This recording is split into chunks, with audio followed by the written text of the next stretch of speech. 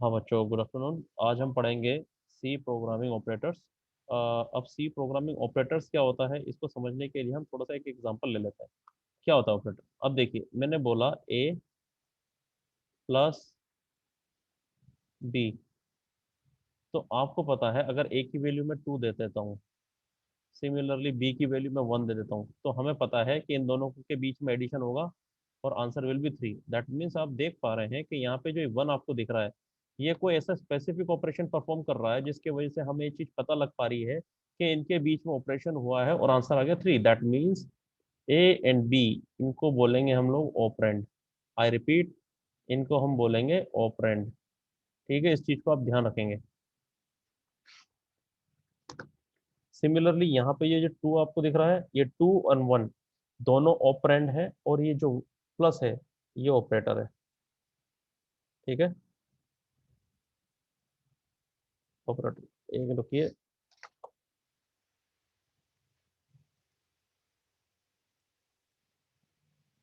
ये है operator.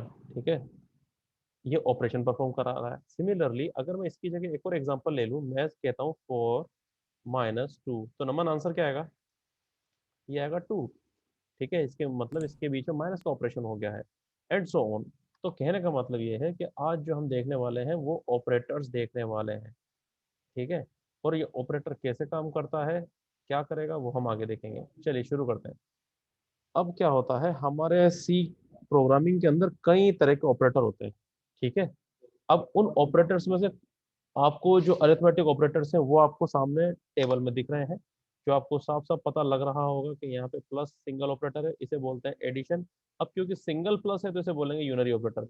Unary मतलब होता है 1। ठीक है, ठीक है।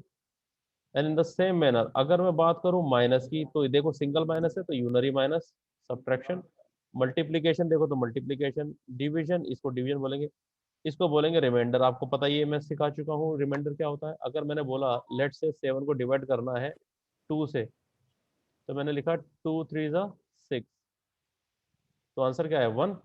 इसका मतलब जो रिमाइंडर है ये कहलाता है मोड। ठीक है, जो रिमाइंडर होता है ये इसका आंसर है। ये आपको ध्यान रखना है। और अगर मैं डिवीजन कर रहा हूँ तो डिवीजन का आंसर ये है। ठीक है, क्वेश्चन, ये आपको ध्यान रखना है। ठीक, अब अपन आगे बढ़ जाते हैं। ये तो रहे अरिथमेटिक ऑपरेटर्स। अब इसके अंदर कुछ एग्जाम्पल के थ्रू हम समझते हैं। जैसा कि मैं आप लोगों को होमवर्क दिया करता था, तो आपको ये बात पता चल जाती थी कि किससे क्या होने वाला है, यानी कौन सा ऑपरेटर क्या परफॉर्म करेगा। अब आप यहाँ देखिए, ये रहा आपका प्री प्रोसेसर डायरेक्टिव, आपका दोस्त। ठीक है, प्री प्रोसेसर डायरेक्टिव, और ये है आपकी हेडर फाइल। आप देख पा रहे हैं डॉट एच है यहाँ पे, तो इसका मतलब डॉट एच मतलब क्या हो जाता है कि ये हेडर फाइल है।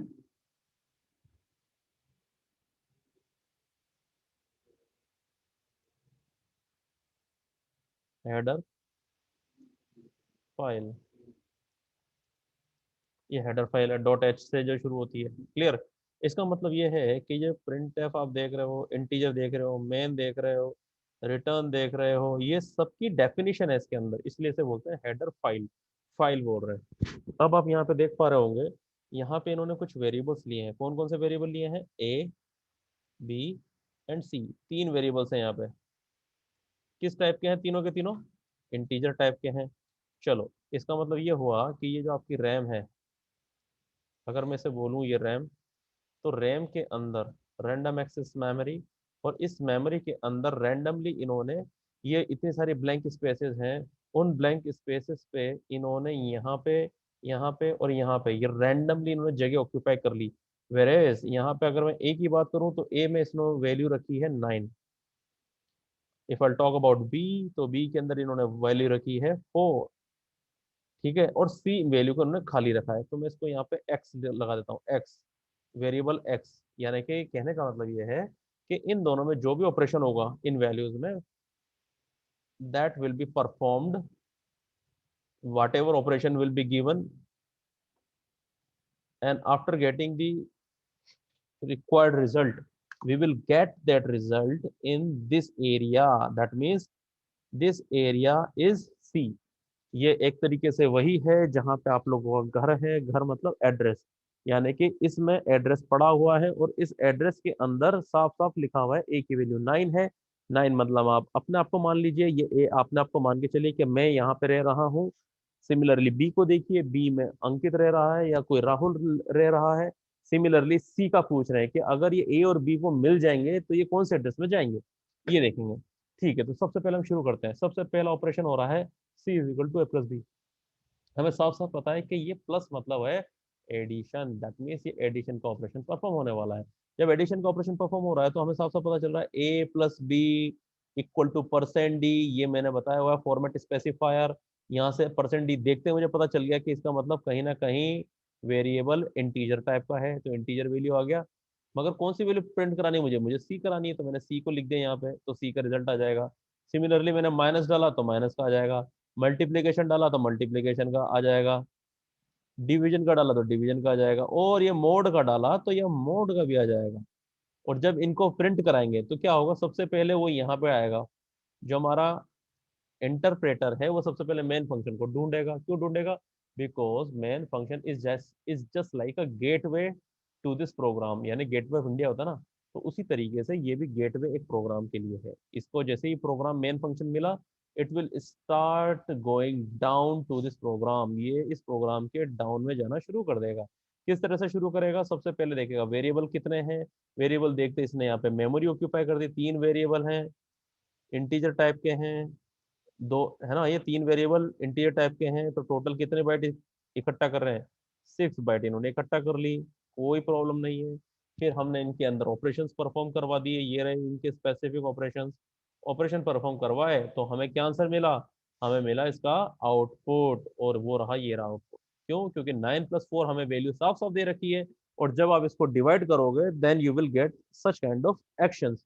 अब देखो, आप यहाँ पे भी देख लो एक बार, मैं यहीं से दिखा देता हूँ आपको। ए की वैल्यू दे रखी है 9, बी की दे रखी है 4। सबसे पहला ऑपरेशन है एडिशन, 9 + 4 कितना होता है? 13, तो 13 आ गया। 9 - 5 होता है 4, और 9 - 4 होता है 5, 5 आ गया। Yes. मल्टीप्लाई कर रहे हैं 9 × 4 36, डिवाइड कर रहे हैं 9 में से 2. 4 को, तो इसका आंसर 2 कैसे आ रहा है? इसे भी देख लो आप, ये रहा 9, ये रहा 4। हमें पता है 4 2 का कितना होता है? 8, तो ये आ गया 1। तो ये मैंने पहले बताया था डिवीजन में ये क्वेश्चन था आंसर। और अगर रिमाइंडर है तो रिमाइंडर में क्या होता है? 1 आएगा। तो ये देखो, ये रहा 1 इसके लिए, ये इसके लिए 1 है, और ये इसके लिए 2 है। ये आंसर आ गया। This is how the program will start working. तो ये तो रहा प्रोग्राम, सिंपल वाला प्रोग्राम ऑपरेटर के बारे में जो हम लोगों ने देखा। अब हम चलते हैं इंक्रीमेंट एंड डिक्रीमेंट ऑपरेटर। अब इंक्रीमेंट और डिक्रीमेंट ऑपरेटर के अंदर क्या होता है, कि कैसे काम करते हैं हम लोग इसको भी देखेंगे। ठीक है, होता क्या है देखिए, यहाँ इसका इसका मतलब ये हो गया कि यहाँ पे हम i = i-1 करेंगे। ठीक है, अब कैसे होगा इसे भी समझ लीजिए। अभी जैसा मैंने आपको बताया कि i+1 एक से इंक्रीमेंट कर रहे हैं, ये इंक्रीमेंट है, और यहाँ पे डिक्रीमेंट है। अब देखो कैसे, लेट्स से मैंने कह दिया कि i की वैल्यू है 5। ठीक है, तो उसने कहा नेक्स्ट प्रोग्राम में कि भाई i++ हो रहा है। i++ का मतलब ये है कि यहाँ पे जो i लिखा हुआ है, आप यहाँ पे i की जगह लिख दीजिए 5, और +1 तो पहले से ही है। तो हमें पता है कि 5 + 1 कितना होता है? 6 होता है। तो यहाँ पे i की वैल्यू क्या हो चुकी है? अब 6 हो चुकी है। यानी कि जो पहले i की वैल्यू 5 थी, अब i की वैल्यू क्या हो चुकी है? 6 हो चुकी है। सिमिलरली अगर i माइनस माइनस है और i की वैल्यू 5 है, तो हमें पता है कि 5 में से अगर मैं 1 घटाऊंगा तो आंसर आएगा 4। यानी कि जो i की वैल्यू पहले 5 थी, अब i की वैल्यू हो गई है 4। क्लियर? ये बात समझ में आ गई होगी आशा करता हूँ सभी को। अगर जिनको समझ में नहीं आई तो नो सर। नहीं है, आगे बढ़े। अब इस प्रोग्राम को देखिएगा, इस प्रोग्राम से आपको बहुत कंसेप्ट क्लियर हो जाएंगे। ठीक है, जिन्होंने भी लेट क्लास ज्वाइन करी है उनको ये बहुत अच्छे समझ में आ जाएगा कि किस तरह से प्रोग्राम बनता है। अब देखिए इधर, आप देखिए यहाँ पे ध्यान देने वाली बात ये है कि यहाँ पे इंटीजर वैल्यू है a, जिसकी वैल्यू है 10, b है उसकी वैल्यू है 100। सिमिलरली फ्लोट है, फ्लोट मतलब ऐसी वैल्यू जो डेसिमल होता है इसके अंदर। ये हो गया c की वैल्यू 10.5 और d की वैल्यू होगी 100.5। यहाँ तक मुझे नहीं लग रहा किसी को डाउट होगा, क्योंकि ये तो सिर्फ वेरिएबल्स हैं, यहाँ पे वेरिएबल को डिक्लेयर किया हुआ है, राइट। अब आप यहाँ पे देखिए, यहाँ पे इन्होंने कहा है plus plus A minus minus B plus plus C minus minus D, और यहाँ पे इंटीजर वैल्यू है।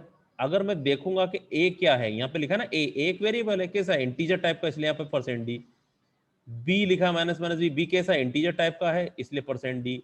यहाँ पे सी और डी ये फ्लोट टाइप के आपको दिख रहा होगा, इसलिए यहाँ पे परसेंट एफ यूज किया है। और उनके जो करस्पॉन्डिंग वैल्यू है, यानी कौन सा वेरिएबल है, उनका नाम यहाँ पे आपको दिख रहा होगा स्क्रीन में साफ साफ। यानी कि हम उसमें प्लस प्लस ए कर रहे हैं, उसमें माइनस माइनस बी कर रहे हैं, उसमें प्लस प्लस सी कर रहे हैं। इसको बोलते हैं प्री इंक्रीमेंट। मैं यहाँ पे नाम लिख देता हूँ, इसको बोलते हैं प्री इंक्रीमेंट, ठीक है। और सिमिलरली जो नीचे लिखा हुआ है इसे बोलेंगे प्री डिक्रीमेंट, ठीक है। ये आपको दिमाग में क्लिक हो गया होगा कि प्री का मतलब हो गया कि जब भी कोई साइन किसी अल्फाबेट के आगे आएगा तो प्री कहलाएगा, अगर बाद में कहलाएगा, बाद में आएगा, तो उसे बोलेंगे पोस्ट। प्री की जगह यहाँ पे पोस्ट हो जाएगा, ठीक है। ये बात समझ में आ गया। और डिक्रीमेंट है तो माइनस माइनस लगा देंगे। ये बात समझ में आ गई होगी मुझे, चल ऐसा लग रहा है। अब हम आगे बात करते हैं। यहाँ पे प्लस प्लस ए है, दैट मीन्स कि यहाँ पे वो क्या बोल रहा है, वो बोल रहा है कि ए के साथ प्लस वन कर दो। अब ए की वैल्यू क्या है, स्क्रीन में देखिए, ए की वैल्यू है 10, यानी कि मैं 10 के साथ ए की वैल्यू को डाल दूंगा तो ये बन जाएगा 11। तो ए की वैल्यू हो जानी चाहिए 11, तो 11 यहाँ पे प्रिंट हो जाना चाहिए। देखिए अब आप खुद देखिए अपने आंखों से, क्या ये 11 हो गया, हो गया ना।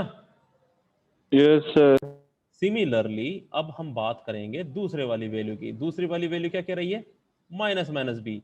माइनस माइनस बी, बी की वैल्यू यहाँ है 100, यानी कि यहाँ पे कह रहा है ये माइनस माइनस बी।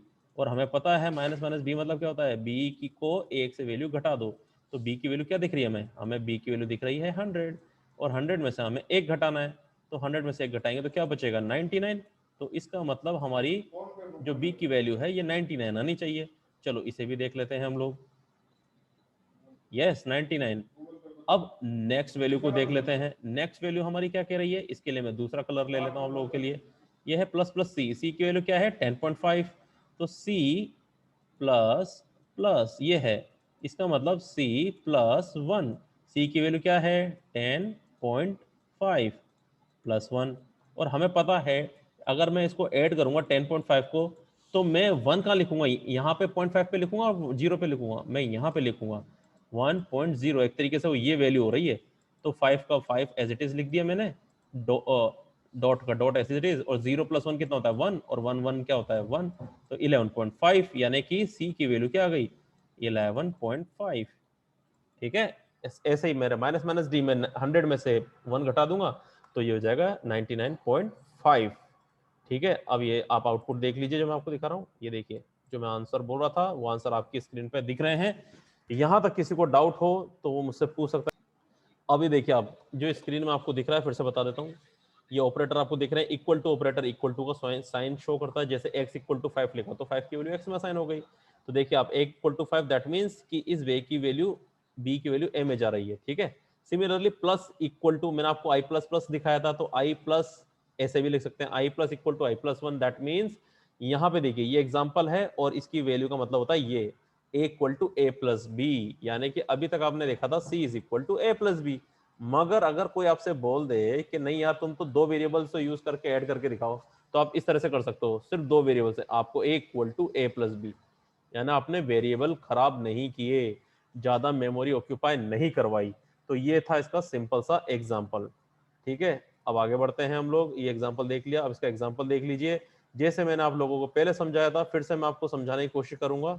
ये देखिए यहाँ पे सारे एग्जाम्पल दे रखे हैं आपको, ठीक है, ये सारे एग्जाम्पल। अब आपको मैं एक होमवर्क देता हूं कि आप लोगों को करना क्या है, इस प्रोग्राम को एक बार खुद से सॉल्व कीजिए। चलिए बच्चों खुद से सॉल्व करो।